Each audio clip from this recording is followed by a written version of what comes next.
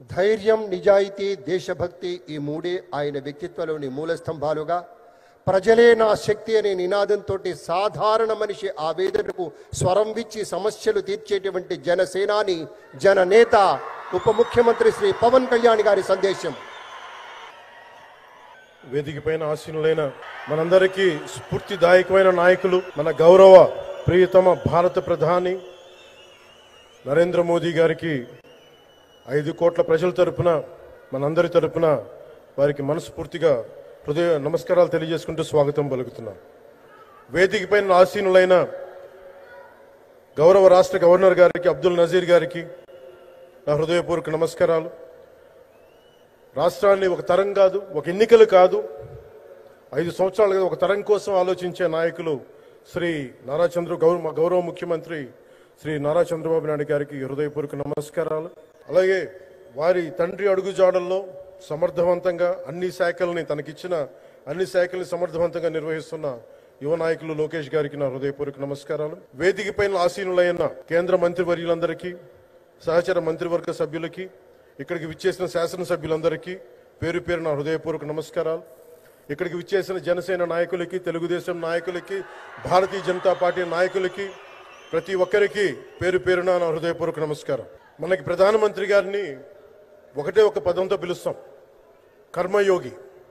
ఏ ఫలితాలు ఆశించకుండా దేశ సేవే పరమావధిగా ఆయన ఆలోచిస్తూ, ఎలాంటి లాభాపేక్ష లేకుండా కేవలం ధర్మాన్ని పట్టుకొని డ్యూటీని, కర్మని ఏమాత్రం ఆశించకుండా చేస్తున్న అలాంటి వ్యక్తి మనం ఈ సమయంలో ఈ తరానికి వారు దిశానిర్దేశం చేసే విధంగా ప్రధానమంత్రి స్థాయిలో ఉండటం మనందరం చేసుకున్న అదృష్టం. One who performs duty with truth, righteousness and discipline without attachment to results and dedicates action to the protection of those of the motherland attains eternal glory. The statement perfectly describes Honorable Prime Minister Shri Narendra Modi ji. Our Honorable Prime Minister Shri Narendra Modi ji is not just leading a government.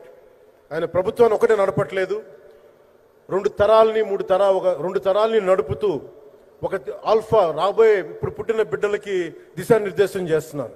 అలాంటి మన ఆత్మనిర్భర్ భారత్ ఎవరి మీద ఆధారపడకుండా దేశం తలెత్తి చూసేలాగా మేము సేవకులం కాదు, మేము భాగస్వామ్యం వహిస్తాం. మేము దేశానికి, ప్రపంచానికి దిశానిర్దేశం చేస్తాం. భారత్ అగ్రగామి, అంతేగాని కూర్చోబెట్టి చేతులు మడుచుకొని మేము భయపడతా ఉండే దేశం కాదు. తలెత్తుకొని పొగరగా, ఒక దేశపు జెండా ఎంత పొగరుగా ఉంటుందో అంత పొగరుతోటి భారతదేశాన్ని ప్రపంచ పటంలో నిలబెట్టిన మోదీ గారు మనకి ఈ రోజున ఈ కార్యక్రమానికి విచ్చేసి, ప్రత్యేకించి మొన్న గూగుల్ వచ్చింది, అలాగే ఈ రోజున ముఖ్యంగా దాదాపు 13,000 కోట్ల పైచిలుకుతోటి ఈ రోజున మనకి పెట్టుబడులు వస్తూ ఉన్నాయి. దాంట్లో ప్రత్యేకించి ఉరవకంలో 4,000 కోట్ల రూపాయలు పెట్టుబడి మనకి. ప్రత్యేకించి ఈ రోజున మనకి జిఎస్టి పన్నులు ఎప్పుడు పెరగడమే తప్ప ఇప్పుడు తగ్గవు. అలాంటి పన్నుల భారాన్ని మనకి మోదీ గారు వచ్చాక దాదాపు ప్రతి కుటుంబానికి సంవత్సరానికి, ఇందాక సోదరు లోకేష్ గారు చెప్పినట్టుగా, ఒక 20,000 రూపాయలు ఆదా చేసుకునే అవకాశం కలుగుతుంది. ఇది జిఎస్టిలో విద్య కానీ వైద్యం ఖర్చులకు భారం నుంచి సామాన్యులకు ఉపశమనం కలిగిస్తోంది. ఆరోగ్య బీమా, జీవిత బీమాపై జిఎస్టి పూర్తిగా తొలగించడంతో పాటు వార్షిక ప్రీమియం 3,000 నుంచి 4,000కు తగ్గి అందరికీ ఇది అందుబాటులో ఉంటుంది. అలాగే విద్యార్థులకు కావచ్చు, ఇలాంటి ప్రతి ఒక్కరికి కూడా అన్ని రంగాల వాళ్ళకి ప్రత్యేకించి మనకి జిఎస్టి వల్ల లాభాలని అందరికి అందించేలా ముందుకు తీసుకెళ్తే ప్రతి ఒక్కరికి, గౌరవ ప్రధానమంత్రి గారికి, దీనికి సహకరించిన గౌరవ ముఖ్యమంత్రి శ్రీ నారా చంద్రబాబు నాయుడు గారికి, ప్రతి ఒక్కరికి నా హృదయపూర్వక ధన్యవాదాలు తెలుపుకుంటూ, ప్రధానమంత్రి గారికి ఇంకొకసారి ప్రత్యేక ధన్యవాదాలు తెలుపుకుంటూ, మేమందరం ఈ కూటమి ఒక 15 ఏళ్ళకి తక్కువ కాకుండా బలంగా ఉండాలి. మనందరం ఎంత బలంగా ఉండాలి అంటే ఇంక ఇది తప్ప ఇంకెవరికి ఏది రాదు. ఇబ్బందులున్నా ఉన్నా తట్టుకొని నిలబడి, ఎందుకంటే ఈ రోజున ప్రధానమంత్రి గారు మనకు వచ్చి అండగా ఉన్నారంటే ఈ పెట్టుబడులను కానీ, ఈ నమ్మకాన్ని కానీ ఎటు మాత్రం సడలించకుండా మేము ముందుకెళ్తామని మీ అందరికీ తెలియజేసుకుంటూ, అందరం సమిష్టిగా పనిచేస్తాం. ప్రధానమంత్రి గారి నాయకత్వంలో గౌరవ ముఖ్యమంత్రి నారా చంద్రబాబు నాయుడు గారి స్ఫూర్తితోటి, ఆయన నాయకత్వంతో ముందుకెళ్తాం.